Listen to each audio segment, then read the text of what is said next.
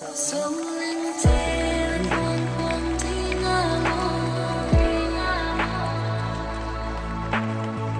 dẫu xin lời na sa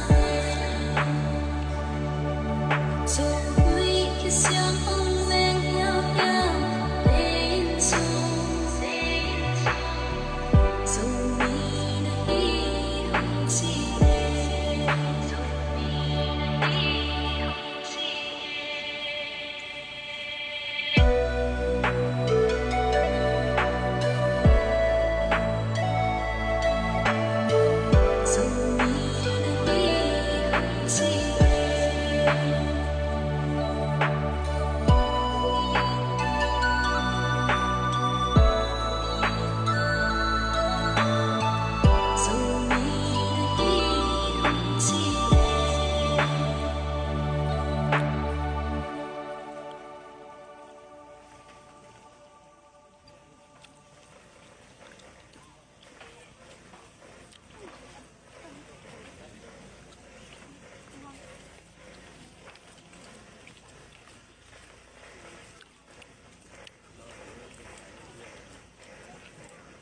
sống linh thiêng quang quang thi ngã